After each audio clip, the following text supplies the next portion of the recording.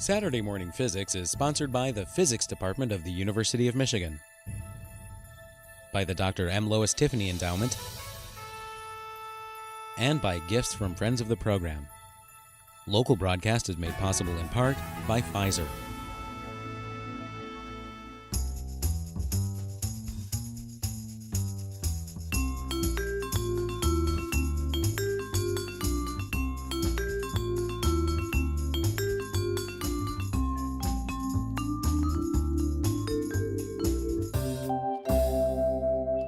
This is not a physics class, okay? So if anybody came to listen to physics, you're in the wrong room. This is going to be a history class, really. And with a little physics put in there, but not too much. Thanks for coming. I'm glad that you're here. I need to thank Brad for inviting me to come and speak with you. I'm quite flattered. And I hope everybody enjoys this presentation, and as well as enjoying it, I hope that you find it even a little bit educational, but not too educational, because we don't want to do that on campus. So, we're going to take a little tour through aids to navigation, and primarily marine aids to navigation, so we're not going to talk too much about airplanes and rocket ships and that sort of thing this morning. But we're going to start our tour a ways back. And why am I giving you your tour? Well, I've been at this for a little while, and I sort of feel like I maybe know a little bit about what I'm talking about. I may be flattering myself, but I hope not. This picture was taken in Cleveland, Ohio in 1966, in September of '66. This is in the 9th Coast Guard District Civil Engineering Office. And this is the civil engineering staff at the time. This lighthouse lens is sitting up against the wall, served at Lorraine Harbor Light, which is just west of Cleveland. And it was a complete basket case. It had literally reached the end of its life. It had started to fall apart, which lenses will do. And so the Coast Guard said, we don't need that thing. We have better ways to do it today. And they took it out, put it in a couple of boxes, and sent it up to our office. Well, that gentleman right there, that's Arthur K. Holt. He had been a lampist in the United States Lighthouse Service prior to 1939. So here we are in '66. He was in his mid-60s already, so he was getting close to retiring. And when he opened up those boxes, he just got so excited because it was, he had reached the point in life where many people get to. He was pushing paper for a living. The problem with reaching the top of your chosen career is you no longer get to really do your chosen career, you just get to administer it. So that's what he was doing, and he said, this is what I used to do. And he just got really, really excited about it. And he said, I'm going to rebuild that lens and do what I used to do. So after hours, he set about to restore that lens. And right there is this little draftsman. And I was a history nut, and I had been chasing ships since I was about 8 years old up and down the Detroit River. Hadn't really thought too much about lighthouse history yet, but I thought the idea of rebuilding a lens like that was just fascinating, just from a preservation standpoint. So, as Art got the lens laid out on a bunch of tables, I said, Mr. Meinhold, can I help you with this project? And he said, no. Young whippersnapper, who do you think you are? Don't bother me, go away. So I sort of just stood off to the side and sort of watched him, and after a while, he softened a little bit and said, well, here, hold this while I do this. So fine, I'm holding something for him. And then it was, well, here, squeeze these two things together while I fit this in, and that sort of thing. And after a few weeks, it was, okay, and then we do this, and then we do this, and then we do this. So I feel probably a little more ready to talk to you about such things than most people, because I really did learn from a real lampist. And I know for a fact that I'm the only person in the country that learned his trade from a master. There's a couple of us that do this kind of work, but everybody else did it by trial and error, and that's a tough way to do it. So anyway, we're going to take a little tour, and we're going to cover, a million or so years. But we're going to go through the first 17, up to the 1700s pretty quickly. So we won't spend too much time in ancient history. Question I love to ask people, and usually if you're lighthouse people, I know what the answer I'm going to get is what's the first lighthouse? And most people who are lighthouse history people will say, oh, that's the Pharos of Alexandria. Everybody knows that. Just open any encyclopedia, and there it is. The Pharos is the first lighthouse. Well, I tend to disagree with that. Really, here's your first lighthouse. This is your first lighthouse.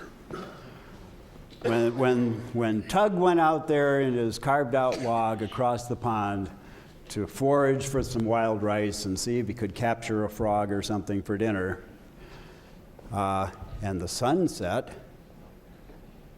and his dutiful wife, Ulag, goes out to the beach, and she builds a little fire for him so he can find his way home. There's your first lighthouse.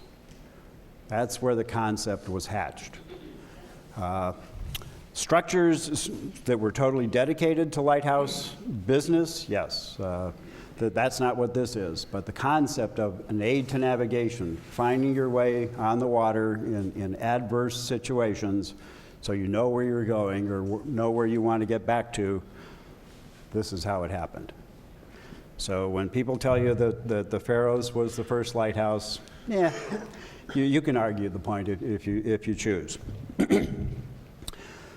This concept really didn't change a whole lot up until the 17th century. So we're going to cover a lot of years here very quickly and bring us up to more modern times in a few slides. One of the things that they did figure out fairly early on was that height above water had something to do with your visibility. A campfire on the beach here is only good to 4.5 miles, and then it becomes invisible. So, because the curvature of the earth gets in the way.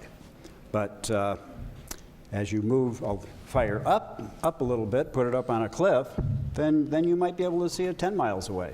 So that concept was developed pretty early. But as we get into classic civilizations, we have the Egyptians, we have the Greeks. This is probably a fairly good artistic representation of what the Pharos actually looked like. It's well recorded in history because it stood for 1,500 years before it was toppled by an earthquake. Built around 247 or so BC, stood 400 feet high, with a fire at the top, just like Ulag had on the beach there. Pretty much the same thing. Open fire, visible at 400 feet, might have been visible 15 miles on a really, really clear night. And I say, lasted 1,500 years, took 40 years to build it. So it was no small engineering feat, one of the wonders of the world. The Greeks had the Colossus of Rhodes. I like this illustration of the Colossus because it's probably fairly accurate. Nobody really knows what the Colossus of Rhodes looks like. but this depiction of it is on a 50-foot pedestal with a 100-foot statue, and it was bronze. Now, if you look in a lot of places, if you search on the internet and type in Colossus of Rhodes, you will find this massive statue of a god spread-legged like this over the entrance to the harbor at Rhodes. Well, that didn't happen. That description of the Colossus only shows up in medieval literature. So there's about 1,500 years there that concept developed. Somebody not too long ago did some calculations and took the width of the opening between the breakwaters at Rhodes, the historic breakwaters, and figured out the height of the statue and the spread of the legs, and there wasn't enough bronze in the world at that time to make a statue that would fit those proportions. More than likely, the statue was off to the side of the harbor entrance, as is depicted here. Now, does that statue remind anybody of anything? Yeah. In the 19th century, the French said, gee, isn't that cool? Let's build a statue and give it to the United States. What should it look like? Well, that's what it looks like. And the Statue of Liberty was a lighthouse. It no longer actually serves as a Coast Guard aid to navigation, but when it was built, it was administered by the U.S. Lighthouse Service, and it was a lighthouse. And there was a Fresnel lens in the right hand of the statue. So we go from the Egyptians to the Greeks to the Romans. The Romans, let's face it, covered the known world with their empire. So lights were very important. They were important enough that they were depicted on the coin of the realm. They were important enough that they built dedicated structures to be lighthouses as far away as Britain, where this tower still stands. So lighthouses were very important to the Romans because they were covering the world, and the only way to get around that world was by sea. So lighthouses were significantly important in their time. Things change little. We get to the Middle Ages, and we still have these open fires. Things are not improving on the way we make the light. We're burning wood, we're burning coal, we're burning probably dried camel dung for the pharaohs in Alexandria. We're burning peat. We're burning anything that'll burn. And so we still have these open fires. Now the way that this worked was you had a little thing called a brazier or a chauffeur, depending on where you are in the world, and you put your fuel source in there, and you took it. It was set up at the top of the tower, and you lit it off. And then all through the night, you kept adding fuel to it to keep it lit. So one of the big problems, and this won't be too hard to figure out, what are the drawbacks to a system like this? Well, fuel is expensive.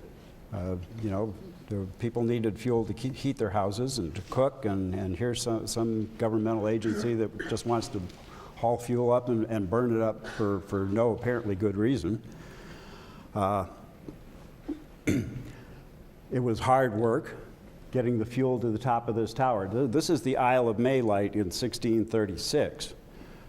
This guy has it knocked because he's got a crane. But this concept wasn't adapted to lighthouse use until probably around this time. Before that, all that stuff got lugged to the top of the tower on the back of I'm sure, some young, healthy guys who did it constantly. And I really shudder to think about the pharaohs of Alexandria when the guy has to climb 400 feet every day with a load of burnables on his back just to keep that fire going. So labor is a problem, weather is a problem, visibility is a problem. There's all kinds of problems in this business. One of the other ways that they dealt with the aids to navigation in the Middle Ages was this thing called a Weitfehr, or a lever light, if you're in the British Isles. If you're in Norway and in Scandinavia, they called them Weitfires. And it's nothing but the same assembly that was used essentially for a catapult, where you can raise this side and lower this part of the arm and get to this iron bucket. And that iron bucket has a fire in it. And so all night you raise it and you lower it and you raise it and you lower it and you continuously add fuel to it. All of these aids to navigation were very, very limited in their view. At best, you were going to see these things at 10 miles, and unfortunately, weather gets to be an issue. Now, all this time I've been talking about open fires, and that's all they had. Well, when does a sailor need a lighthouse? Now, is it on that clear, windless night where the water is, flat calm? Or does he really need that aid to navigation when the wind is howling and the waves are rolling and he's fearful for his life and is afraid he's going to get swept into the rocks? Well, think about keeping that fire burning in a high wind, and it's raining and it's pouring. Doesn't happen. All of these lights we've been talking about so far essentially were useless when the sailors needed them most. So they were really what you could call a fair weather light. Once the seas kicked up and the rain started to fall, all bets were off on whether or not the mariner could depend on seeing a light to get him into port safely. Odds are he didn't. So, one of the first things that the engineers got into was get that darn thing out of the rain. So they started by devising things called lanterns, and that's the proper term for that room at the top of the lighthouse. That's a lantern. It's called many things, but really what it is a lantern. When they first started, they enclosed it in glass, and they said, okay, now let's build that fire. So they build the fire inside this glass box, and suddenly it fills up with smoke, and the windows get all smeared with smoke, and the keeper's forever trying to wipe the windows down. This isn't such a good idea. There's something more we need. Well, after a little while, a Swedish engineer, Anders Polheimer, comes along and he says, I bet there's a way to beat this. Ventilation. And he was right. So he built these great big air scoops underneath his lantern rooms, which are right here, puts a nice little chimney below his open flame, and then he sticks a ventilator on top of the roof. And all of a sudden, the air comes in, feeds the flame, and carries the smoke up through the chimney on the roof, and things are much better. And this is actually the exact same concept that is used in up to modern times in lantern room construction and operation. They got away from these great big air ducts once they quit burning solid fuel sources, because you didn't need that massive dose of air, and they got into smaller little brass ventilators that went through the wall right about here, just to feed enough air in to keep the kerosene lamps burning. So they were always looking for different sources of fuel and better ways to do it. John Smeaton comes along. Maybe some of you have heard of John Smeaton. And he built the famous Eddystone light. Well, what he decided to use was a candelier, or a chandelier, depending on which side of the English Channel you're on. Not bad, because it burns pretty cleanly, burns a lot of candles, so it's rather maintenance intensive, but really puts out a very poor light. Now, this particular candelier used 24 tallow candles, which gave him about 67 candle power. Now, you think about how many candle power are in a 100-watt light bulb or a 60-watt light bulb, and think about 67 candle power. You're not talking about a lot of lumens here. So at best, on a clear night, Smeaton's light was probably good to 6 miles, and then it would just vaporize. So although it was good from many points of view, getting the fuel to the top of the tower was relatively easy. It was clean burning fairly. Just didn't put out a whole lot of light, and that was one of the big problems through a lot of this history. Is yes, we have a light, but it's not a very intense light. So after candles, we went to these sources. Now, all of these are residential lighting that was adapted for lighthouse use. This is the wick channel lamp. The years that these were all basically in use. This is nothing but a little dish here where you put your oil, and you stick a wick, just a simple cotton wick down each one of those tubes, and you light it. It's like a hurricane lamp. They were kind of messy and relatively inefficient. As a rule, the wicks would suck up more fuel than they could burn, and therefore you had a bunch of lost fuel on the floor where it dripped down.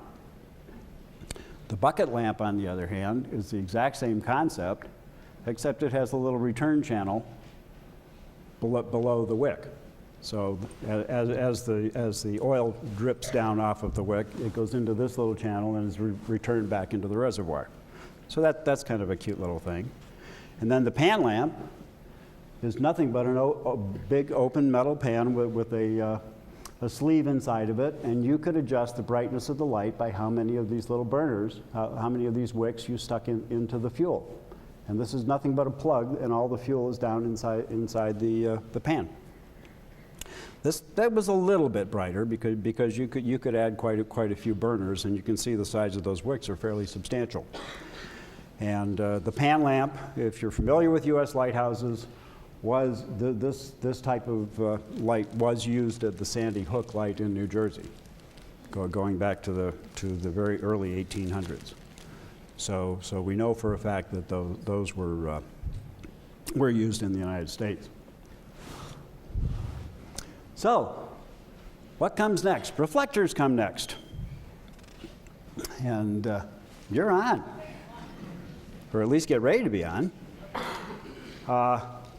Reflectors are a very simple catoptric system, just a reflecting system. Doesn't bend any light, doesn't move it around, just bounces it.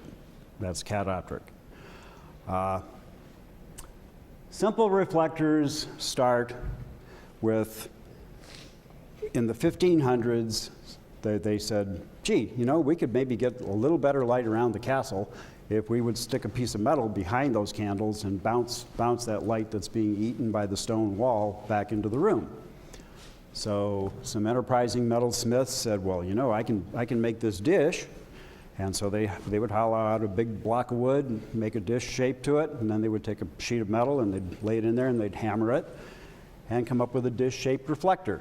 Now, this is not a scientific reflector. This is a very simple reflector. The big problem with it was that it was hand-hammered. So you've got a hammer face and you're hammering on all this metal, and you've got all these little flat facets on that metal. It's not a smooth mirror-type surface like you might imagine. And here's what would happen, what kind of light you get from that. Now here's our hand-hammered aluminum foil reflector.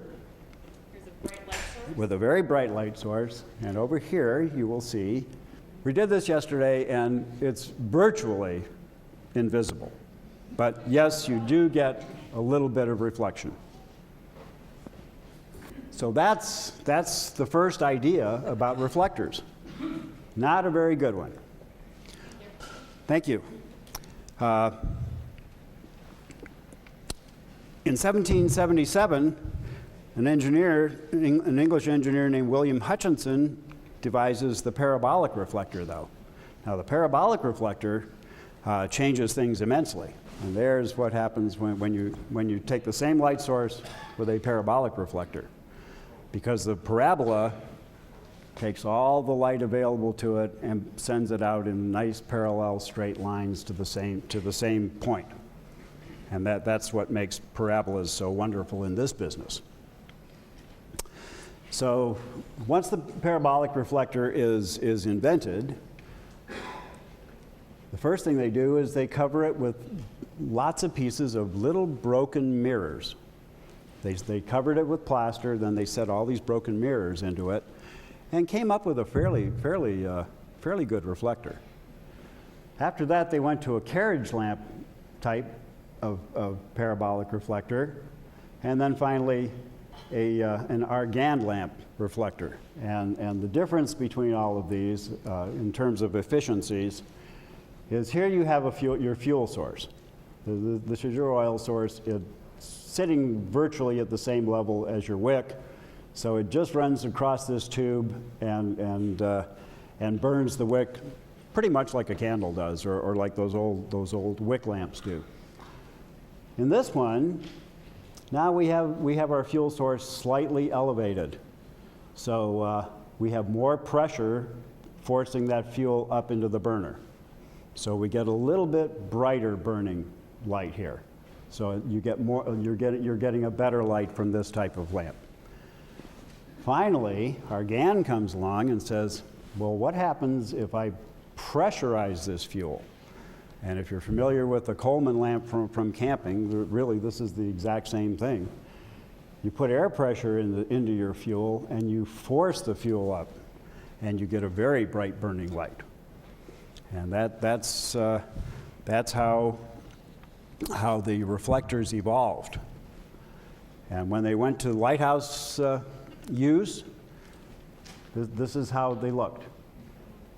Each of these reflectors, depending on the order of the light, could be anywhere from 15 to 21 inches in diameter. And you could have as few as 3 of these per side, or you could have as many as 15 per side, depending on how bright you wanted the light to be. So they stacked up a bunch of argand lamps, and they put them on a thing that they called a tree. That's pretty obvious why they called it that. And in the case of a rotating light, they rotated it with a clockwork.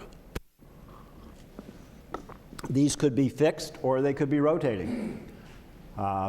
If they were fixed, then it would just be stationary like you see it in this picture, and as you sail by, you'll see a light as you continue to sail by. If you're sailing down another channel, you'll see the other side of this coming from these lights. In the case of a rotating light, they put this on a little clockwork assembly, which spins around from a weight dropping down a tower, and it causes this tree to turn. Well, as this face here passes your eye, you will see a flash of white light. And then as it passes by, it will become invisible because the light's going out this way now. As the next face here comes by, you'll see another flash. So by timing these, one flash every 3 minutes or whatever it might be, you'll know what lighthouse it is. And that's a significant improvement. So this type of lighting apparatus was used in lighthouses in the United States as late as the 1850s. So it held on for quite a while. One thing in the United States that the British didn't have to put up with was this little guy right here. This is strictly an American invention.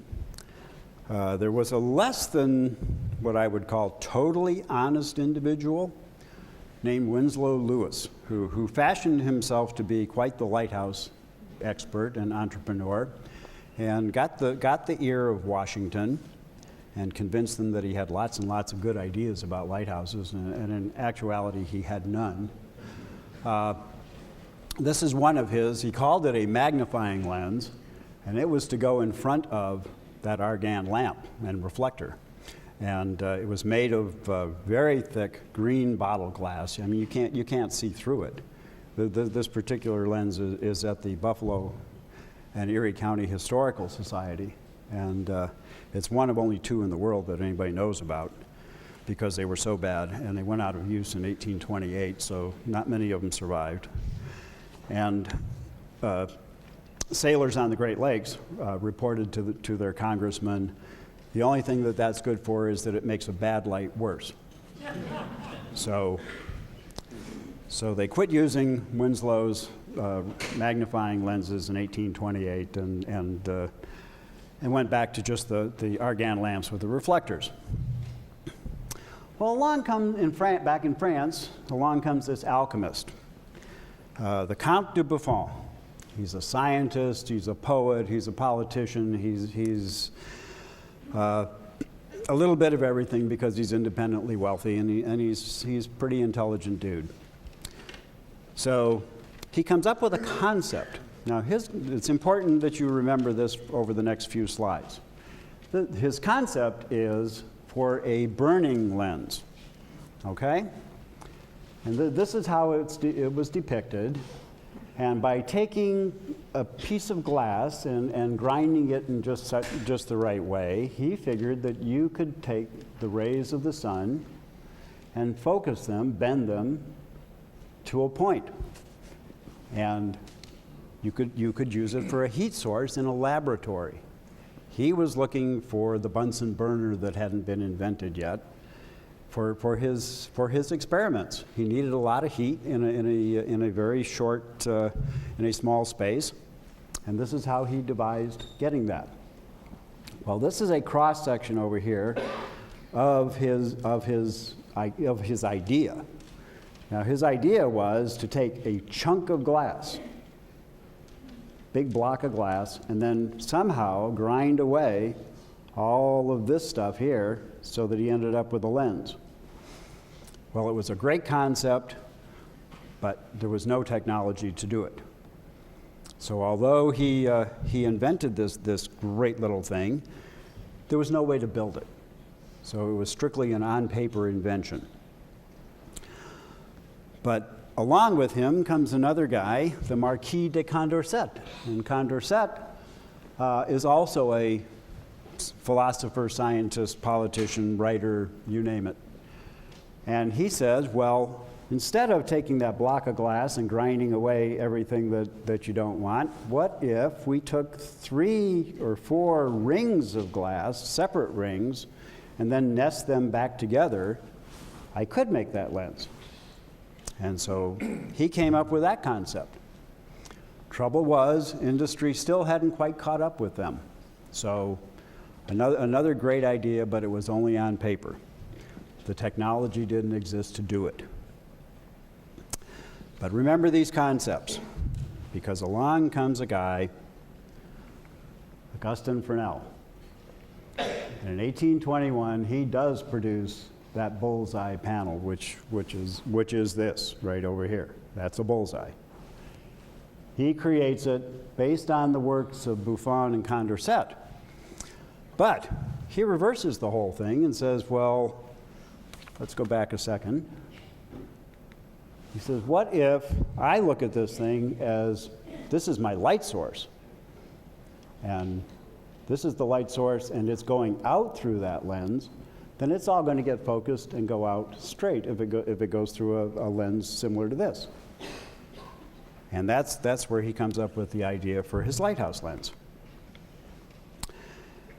He was a very sickly man, died young. He was only 39 years old of tuberculosis. But he was a genius.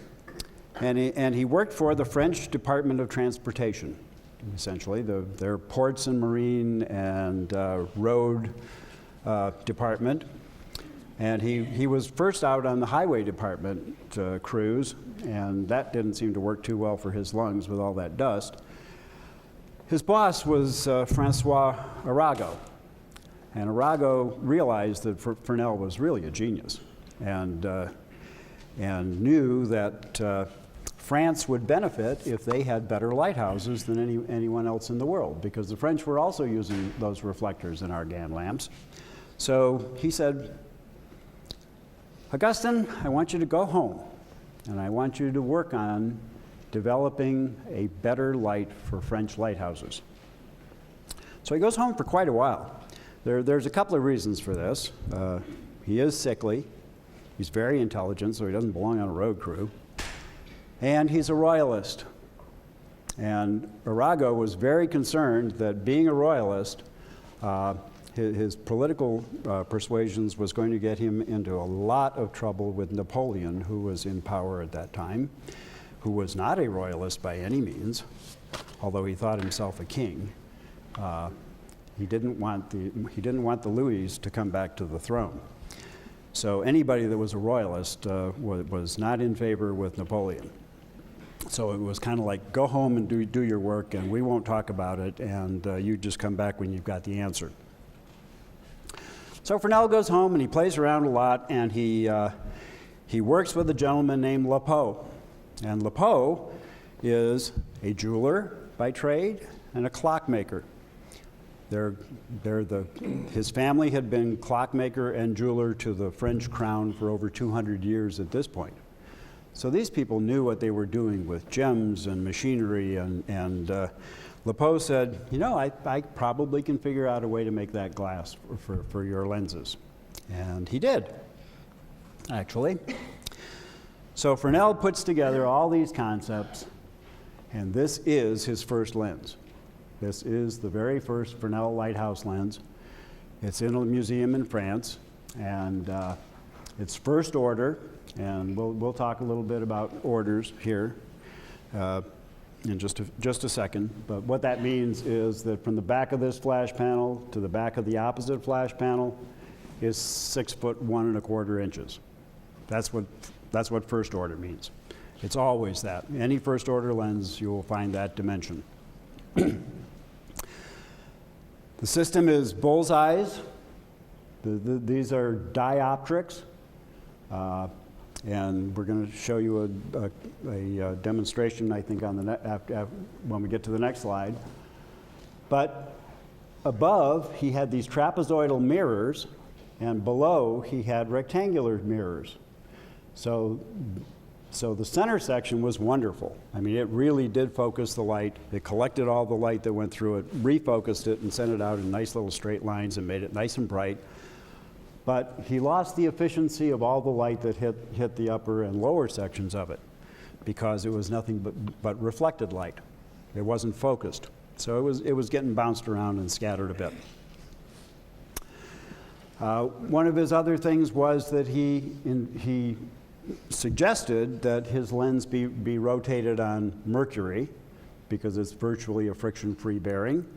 And we'll talk about that next week.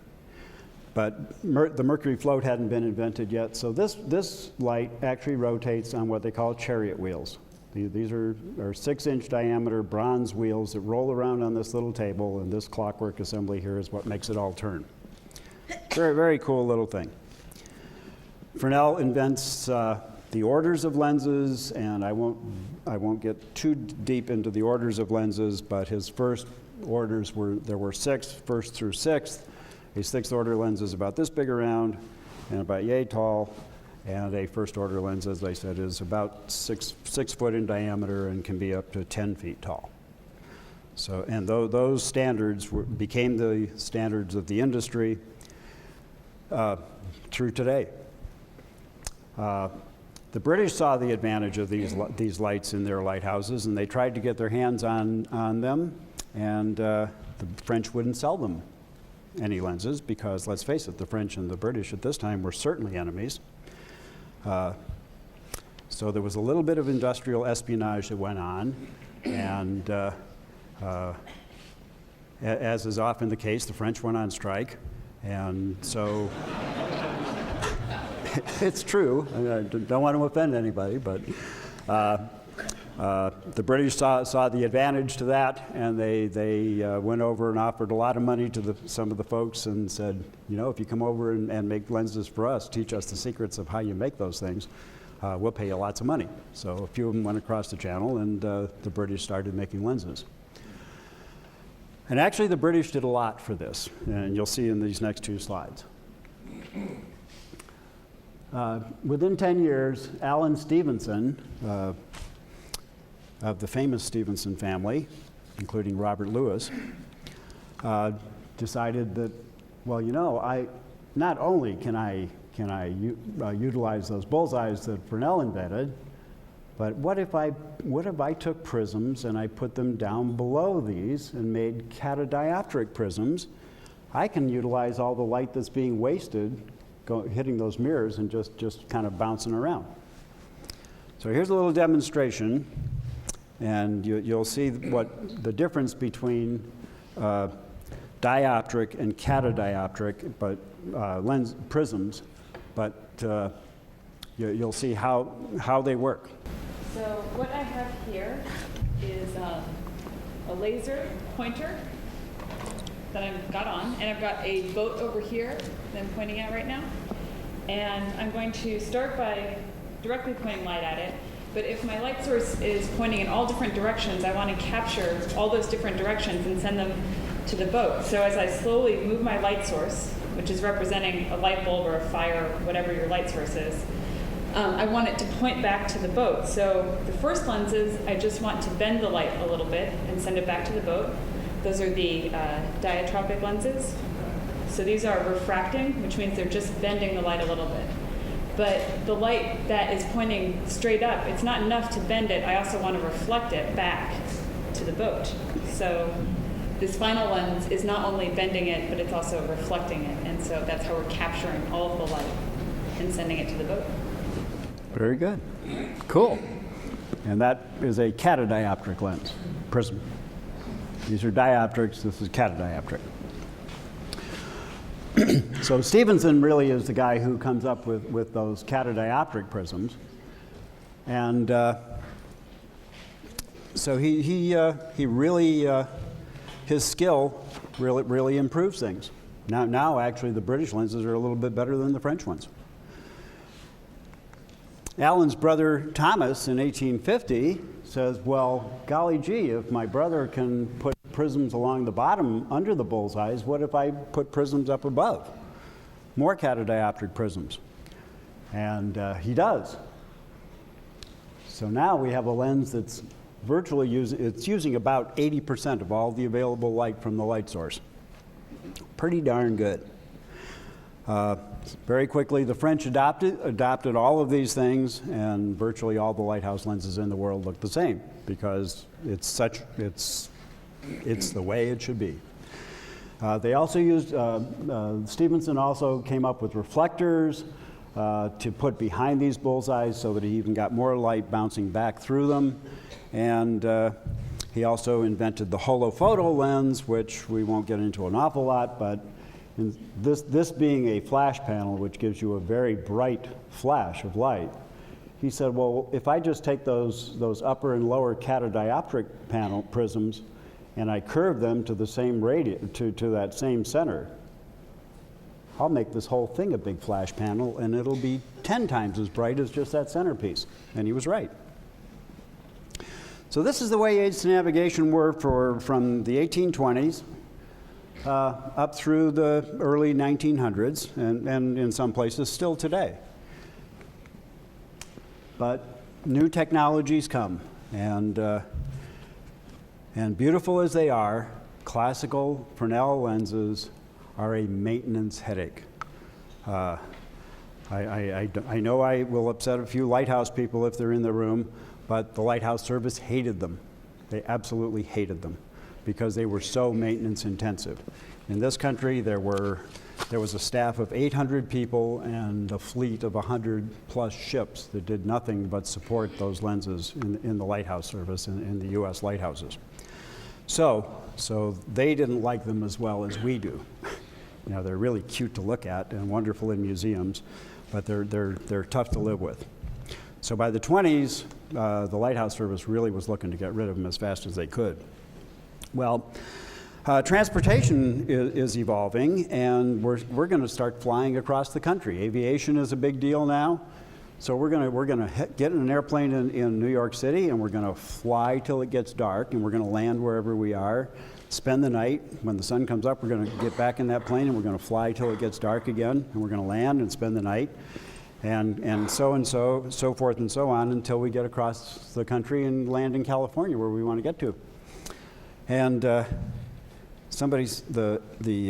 Civil Aeronautics Board, which is the old FAA, said, well, maybe we could light runways and we could keep people flying, get there even faster. So they said, who does lighting? Well, son of a gun, the Lighthouse Service does lighting. Let's hire them, and they did. They said, come up with a better light. They tried using French Fresnel lenses on airports, and they disintegrated because they're not made to be used outside. So that didn't work. But what the U.S. Lighthouse Service designs is what they call the DCB, Directional Coated Beacon. And it's made of aluminum, it's made of pressed glass, it's virtually maintenance-free. It doesn't have the litharge and the wooden wedges and all that stuff to get this lens. This is all cast in a mold. So it's not as fancy as those fancy French and British lenses, but it's virtually a maintenance-free operation as well. They liked it so much that they started yanking out their first order lenses and putting these in lighthouses very quickly. And this is what you still see when you go by an airport and you see that little light flashing up on top of the tower. It's one of those. They're still using them. They're wonderful. They're absolutely great. So what else happens? Well, aviation does its part towards improving aids to navigation, and then World War II comes along, and it takes its toll in many ways, of course, but one of them is that all those surplus lighthouse lenses that the Lighthouse Service have been trying to get rid of and replace with the more modern optics end up going to the smelters to be smelted into bullets and bombs and the like for the war effort. Consequently, Lighthouse Service antiques are very rare because most of them were melted down. But one of the other offshoots of World War II is plastics. Plastics really come into vogue. And being no fools, the Coast Guard said, well, you know, if pressed glass is good, what if we start making these things out of plastic and powering them with sunlight? And son of a gun, that's what they did. And if you were to take a saw and cut through this modern optic and look at all the little edges of those prisms that are cast in there, you would find that they all follow these exact same lines as Fresnel first invented or designed. Nothing's really new. So this is what we use today. As a taxpayer, I'm very happy that we use this kind of thing. Yeah, it's wonderful to keep antiques in operation as long as you can, but it requires a very skilled staff to do that. And you don't want to be paying me just to keep your aids to navigation operational, believe me. So for $5,000, the Coast Guard can go out and buy this piece of equipment. They can buy the solar panels that go along with it and the solar batteries, and keep that operational for 5 years with virtually zero maintenance. And as a taxpayer, I'm very happy that it's only $5,000 per light instead of tens or 20 or hundreds of thousands of dollars to keep Fresnel lenses working, the classical Fresnel lenses. So what of the future? Well, unmanning is virtually done worldwide now. There's only a few lighthouse keepers left in the world. Almost every lighthouse has been unmanned. It's been unmanned because of solarization. Now they can stick some solar panels on the side of the lighthouse, and it doesn't need people, it doesn't need generators, it doesn't need much of anything, and you still get a light. Satellite navigation, we're all familiar with GPS, so that's certainly the wave of the future, at least for a little while. I use this slide because this is the lighthouse on Holt in Denmark. And it's really kind of a neat lighthouse to me because it was built in 1561 as a coal burner. There it is, just like we talked about a long time ago. And then they added the lantern room in 1809, actually, and burned coal in it. And then about early 19th century, they converted the whole lighthouse to a classical Fresnel lens right there. They built a nice new lantern room up on top of the light tower and operated it with the new classical Fresnel lenses. And then recently it has been automated, solarized, and an automation package was put in, and now there's a little plastic optic right up there with solar panels and batteries. So this light has been in operation for over 400 years, and it's just clicking away. And it's kept up with the technologies, which is kind of neat. And I'll just leave you with this. Edward Everett Hale wrote a novel, and it was called The Brick Moon. And in his story, he tells about a manned satellite orbiting the Earth that sailors use to figure out where they are on the ocean. Not so great a novel, except he wrote it in 1869. Yeah, pretty cool. He was a dude. So I'll just leave you with, think about what tomorrow's authors will imagine for aids to navigation. Thank you.